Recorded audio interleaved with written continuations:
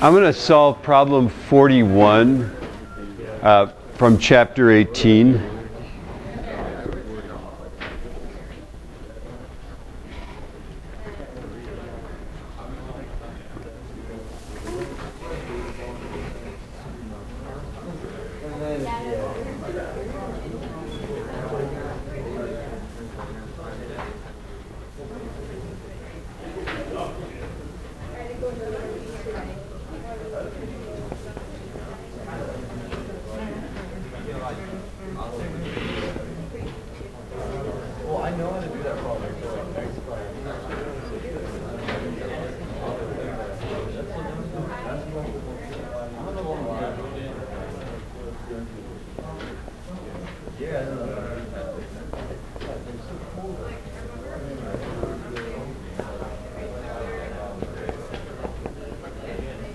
All right, class.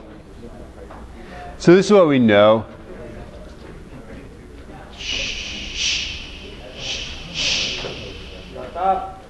There you go.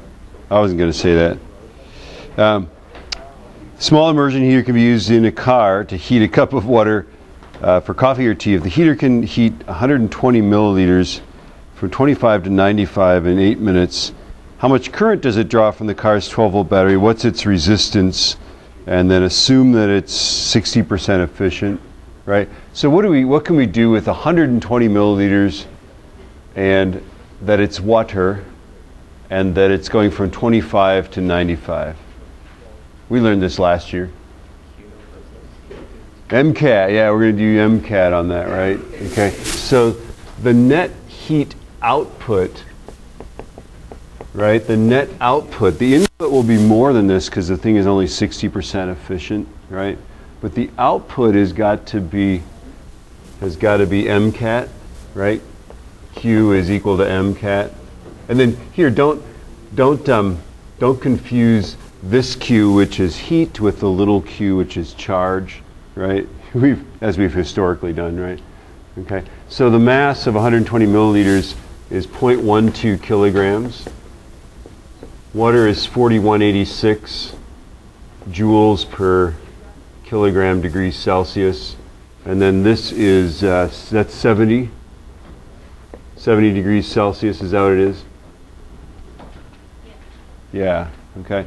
So that's our output. Let's figure that out, and then I'll give us some time to think about what we're going to do with that, right? So 0.12 times 4186 times 70. That is 35,000 joules. Right? That's the output.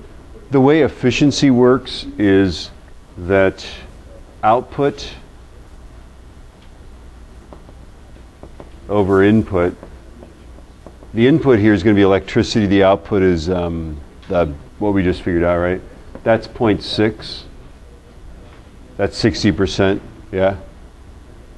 Does that make sense? So if we want to figure out the input, I guess we just switch those, right? Input is output divided by 0.6. And I don't know what math you did to do that. All I did was I switched the 0.6 in the input. You can do that. Like when you have fractions, you can switch diagonally. Do your math teachers teach you that? You switch it, slide it diagonally. I don't know. You can do that, right? So the input is going to be this 35. Did I do that right? I think I did. 35,162.4 divided by 0.6. So, and that's 58,604 joules, right? Now, what are we going to do with that? Yeah, we got to figure it and make it into watts, right? Okay, so it's this many joules, and that's now the input. That's what the battery is putting in, right? Okay, so that's the electrical input. It's doing that in 8 minutes. So now my power is, and this formula is not in the data packet. You have to understand, apparently this is something you memorize somewhat curiously, right? So you don't have to memorize the obscure formula for accelerating some like electron through a voltage.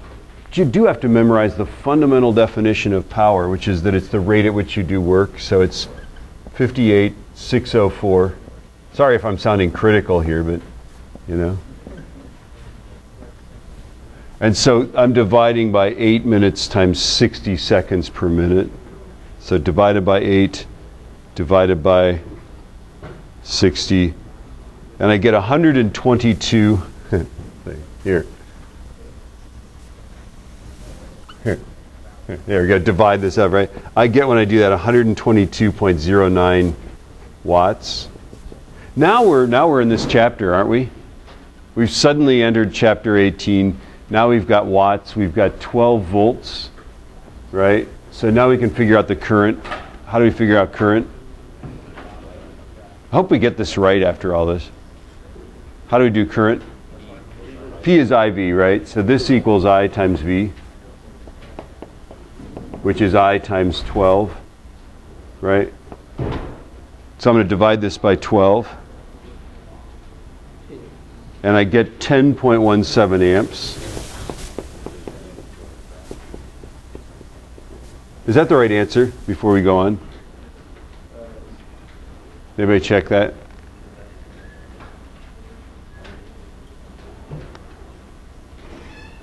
Your book's on the counter there. Is that what you're looking for? Oh, there's 2 books. We're checking the answer here. Got my man Nathan on this. What? 10 amps. 10 amps. I'd say that's 10 amps. Okay, so let's keep going because this is looking good. We've got the right answer so far. And then it says, what's the resistance? The resistance really should be a slam dunk, isn't R is what is it? Is it V over I? I never solved for that one, but I think that's what it is, right? So it's 12 divided by 10.17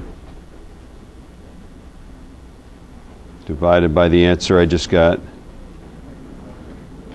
And I get 1.179.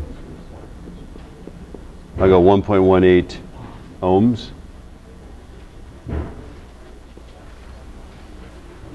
Yeah? Is that good? Hopefully, is that the right answer? Do you remember?